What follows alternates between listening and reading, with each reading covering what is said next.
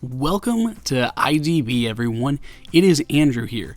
USBC has been growing in popularity.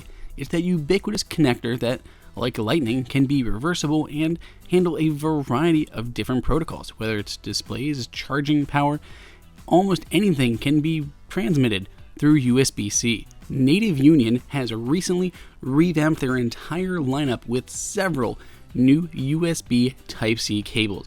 Everything from their night cable, which is amazing and fantastic that we reviewed it, and there's also the key cable, that small little one that can go right in your keychain and charge stuff on the go. Let's take a look at each of these individually, what their pros and cons are, what they can do, and how you can get them. Starting off, we have that key cable.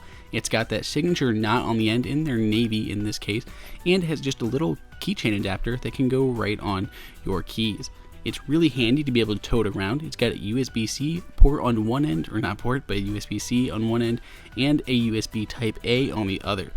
Great for charging anything that uses USB Type-C, and you can just plug them into any existing USB Type-A adapters. That could be almost anything anymore, whether it's the latest GoPros, many Android phones that are out there, or just any battery packs that you may have around. There's tons of things that now support USB Type-C, and this is a great little option to keep carrying around on your keychain. Then we have the bigger cables, starting off with their standard belt cable. This is a pure USB Type-C to USB Type-C cable. It comes in a longer length, much longer length than that keychain, and it has that signature leather belt around the end. Just like all of the other cables, it's super reinforced, really high quality ends, and nylon braiding around it. Here's the downside though. This cable works great. You can even use it to charge your MacBook or MacBook Pro, but it is limited to only 60 watts of power. If you have a 13-inch MacBook Pro or the Retina MacBook, this is perfect. But if you have the 15-inch MacBook Pro, that requires up to 87 watts of power. That's a lot more power than this cable can handle. So for those users, this might not be best. But if you're looking for a replacement for your MacBook cable, that's definitely a great option to utilize. Then we have another smaller USB-A to USB-C cable.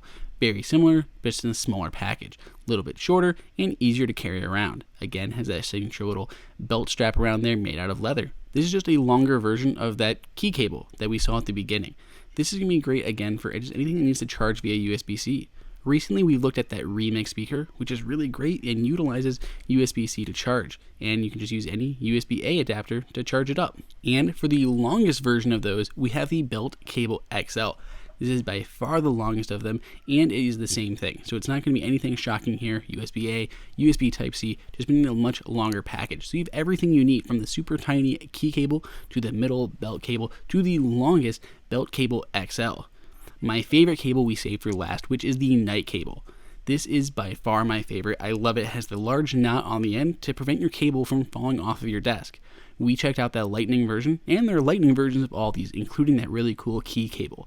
But this one again is my favorite. It just prevents that cable from falling off with that weighted knot that can be adjusted and move up and down the cable itself. So whatever device you have, more and more, there's more things taking advantage of it.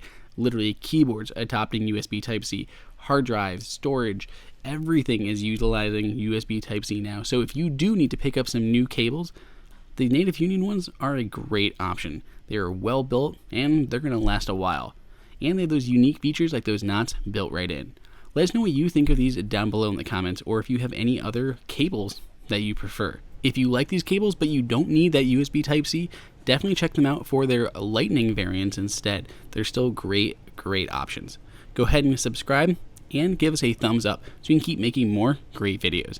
Until next time, it's Andrew for IDB.